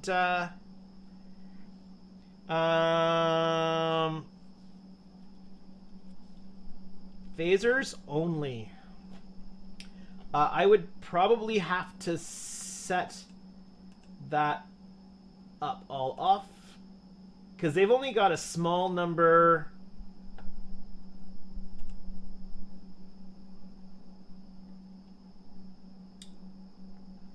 Here, let me switch to this. I've opened this up. Starboard phasers, fire phasers. What's this?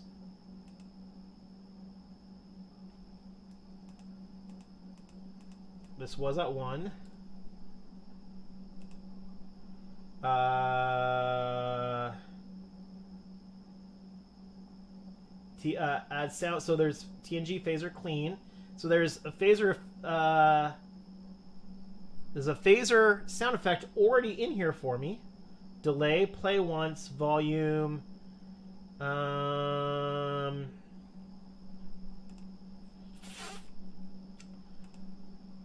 That's the wrong thing. Okay, let me go to LED groupings.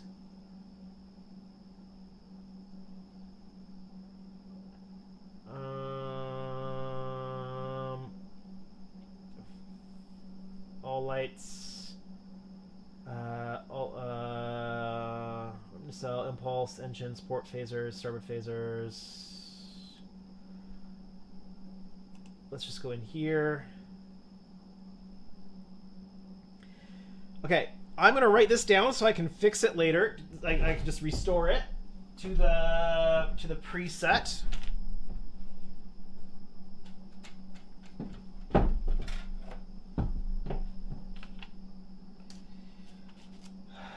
So this is port phaser.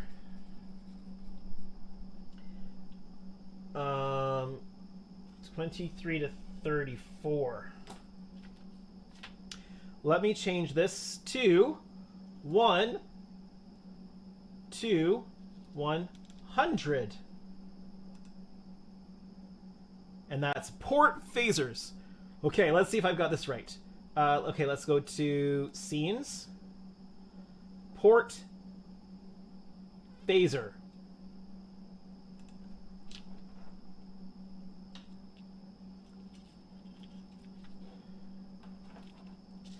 Yeah, okay. Let me go back to this.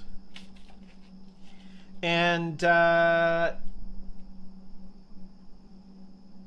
Danny says, maybe those Buzzards only have been assimilated by the Borg. Would explain the green. Okay, so Danny, I think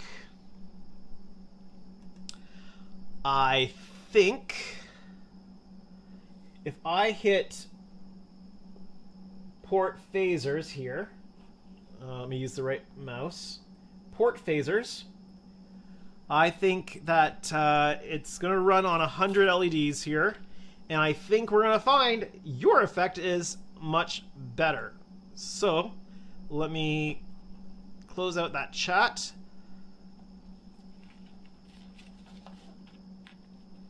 Stretch this out as much as I can within the range of the camera here, and let's fire port phaser.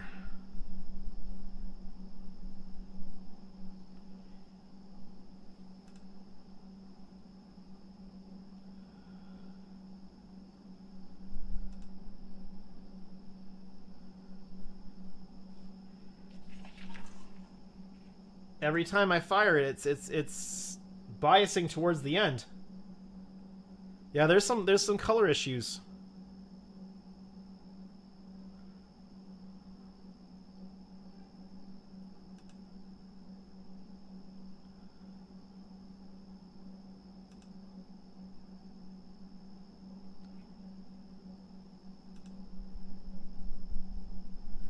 I don't know how configurable this chase effect is, but this certainly would not work.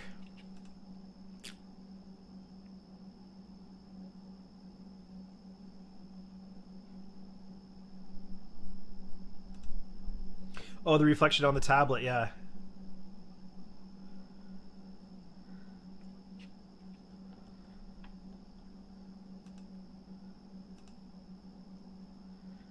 Okay, I'm going back in. Let's look at some of these.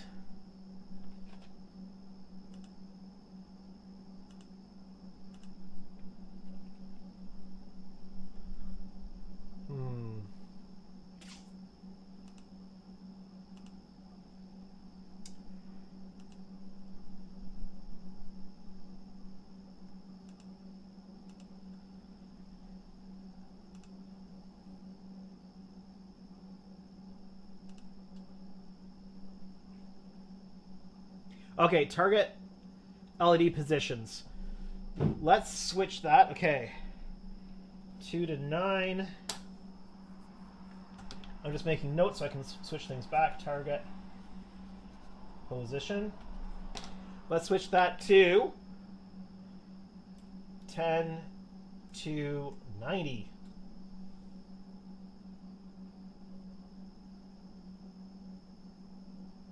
Okay, we can let's increase the tail length. Let's say 5. Tail fade %. Let's go, I don't know, 20. Save changes. Scenes. We're learning, we're learning.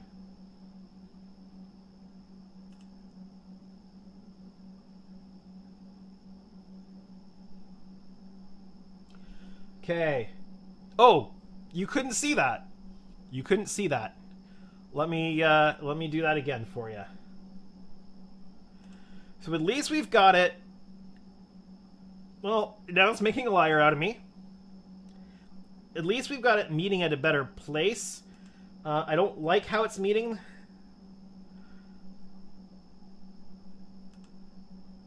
That's not really great how that's meeting there.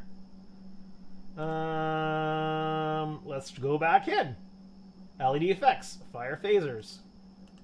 Let's see what we can adjust.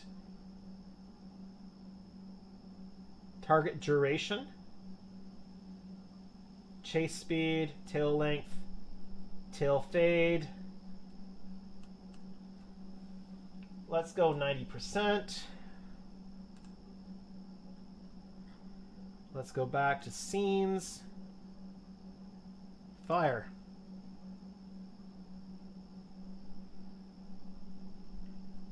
That was worse.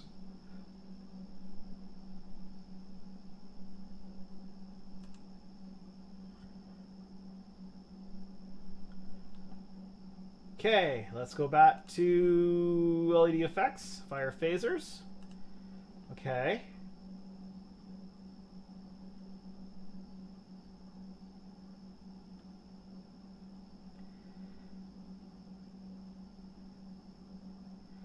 Let's go to 1. Because we went from one end of the spectrum to another. Scenes. Port phaser test fire.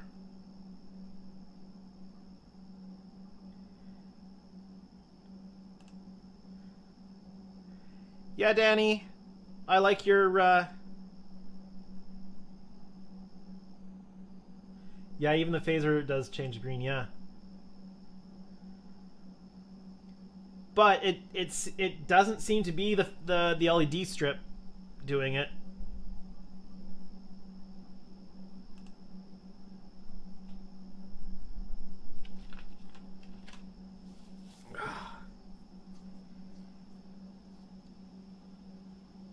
Weird.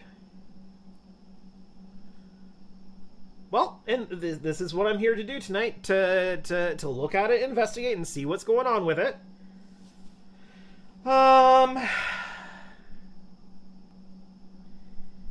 You know what? I might connect, which I'm not going to do. I'm not going to do in this stream. Let me, because I'm gonna end my stream here shortly because it's almost 11 o'clock. Take me off the corner. Put me on big here. All right. So what I think I'm going to do, just to kind of figure this out, because this is all just experimental. I'm just seeing what it can do. What I might do is hook up the other one I have, because I have 2 of these. Hook up the other one, because I'm sure it's pre-programmed with the same effects. Test run those and see if we get the same issues with that, because it could just be something with this particular unit or the what's been loaded onto this particular unit. Again, I really don't know how it works.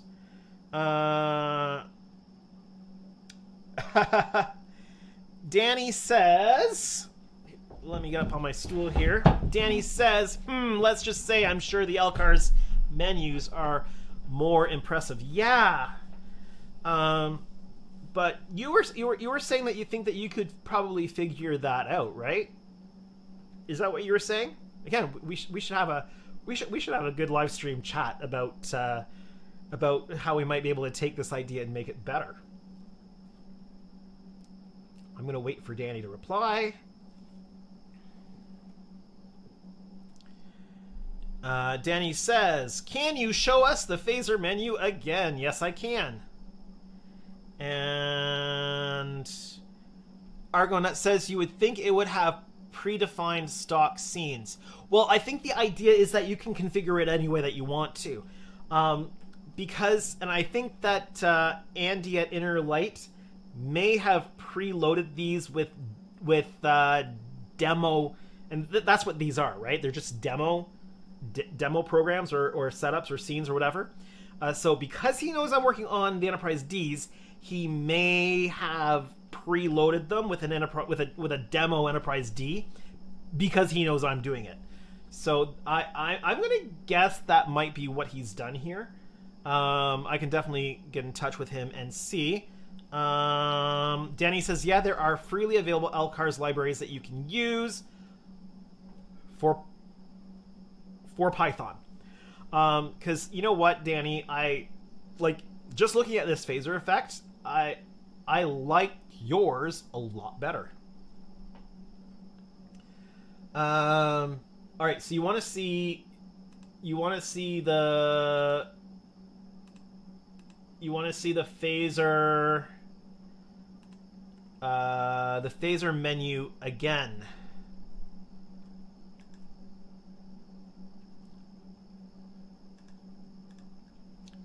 All right, here's the phaser menu. So we've got here. Let me switch. Let me try something here. I want to see what this does. I'm gonna go back here. Let me go back to.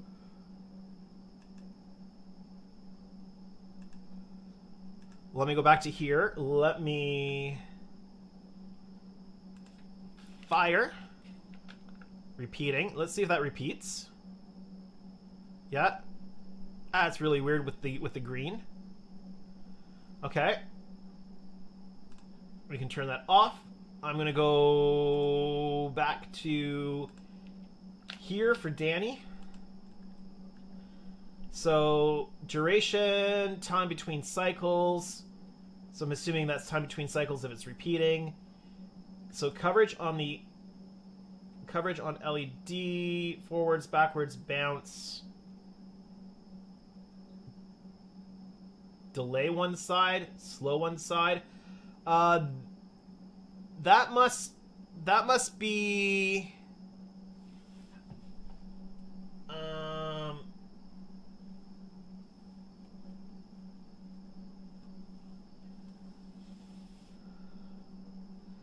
the latter ones. There. Danny says they're the latter ones. What are you referring to? Are you referring to the things that I've got highlighted here? Delay delay one side. Okay.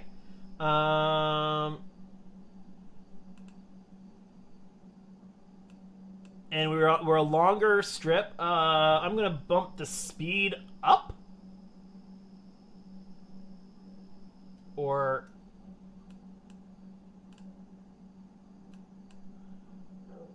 what was it? 2 point something?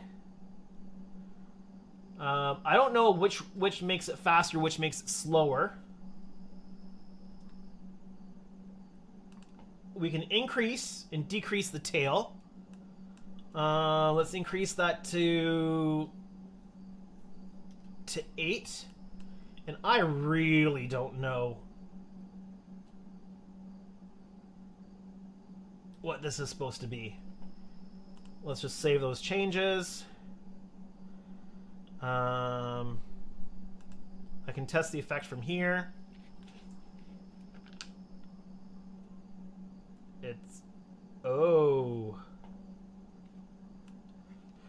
It's going like super slow. What was it, 2.5?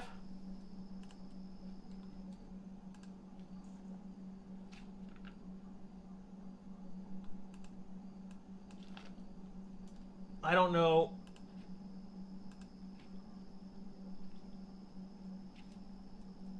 Okay, that I see.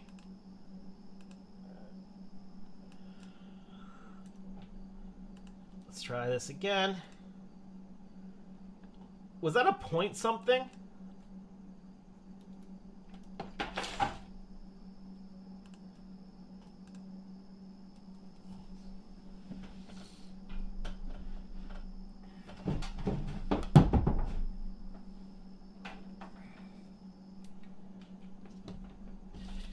Sorry, my power cable just fell. It may have pulled 0.02? No. 0.02.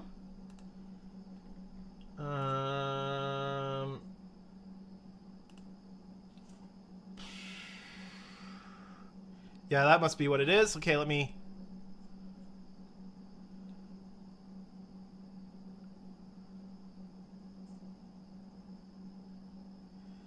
That looks better, and that looks closer to what Danny's looks like, minus the correct colors.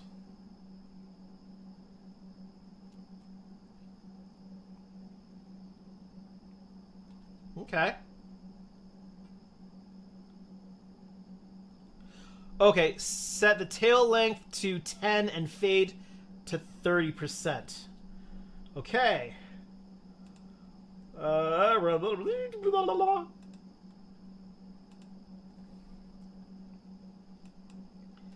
10 fade to 30. Okay. Scenes. Off. Fire.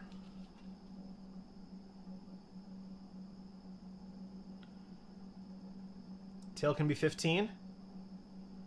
Okay. Alright, well, we've learned some stuff. Yeah, we definitely have learned some stuff. Probably tomorrow afternoon, after I'm done work, I might look at setting up the other Raspberry Pi and go through the whole setup thing like we did tonight and see if I'm getting the same odd coloring. And if I am, then I'm going to start talking to the guy who set this up to see if it can if that's something that needs to be changed. All right. Well, we at least got this far on it. We haven't looked at anything to do with interfaces or stuff like that, but it's taken long enough just to get to this point. So I am going to call this stream there. So thank you everyone for joining. It's been an interesting one, that's for sure. But yeah, I almost don't know what I cannot form an opinion about this yet because I haven't gotten far enough into it yet to be able to really form an opinion. So Danny says, cool, good night, Andrew. Enjoy the rest of your birthday. Yeah, there's about 52 minutes of my birthday left. And Jordan says, great stream. Well, thank you, Jordan. And Argonut says, thanks for the demo. This was fun. I'm glad you thought it was fun. This type of stuff can probably seem boring at times, but at least we've got some sort of flashy to show at the end of it, even if it's got the wrong colors involved. But Todd says, fun stream. Happy birthday, Andrew. Thank you. Yeah, so I'm going to call it there. Like I said, my family is away this week, so I may have some bonus streams if I've got something that's kind of stream-worthy to show. But I will definitely for sure be back here, barring emergencies or barring kids not going to bed or something like that. I will be back here next Saturday at well, actually, we might be back here early. So I'm not going to say what time we're going to be back here because Danny and I might have a kind of a different kind of stream going on. So stay tuned for information on that. If we end up doing that, I will post the times and stuff like that on all the various locations. So anyway, thank you for joining me. If you've enjoyed this stream, make sure you hit the like button. If you're new to my channel or haven't done so yet, why not hit that subscribe button today? It'd be a great birthday present for me to get some extra subscribers. But for now, my name is Andrew, and this is Canadian Starships. Have a great night, everyone.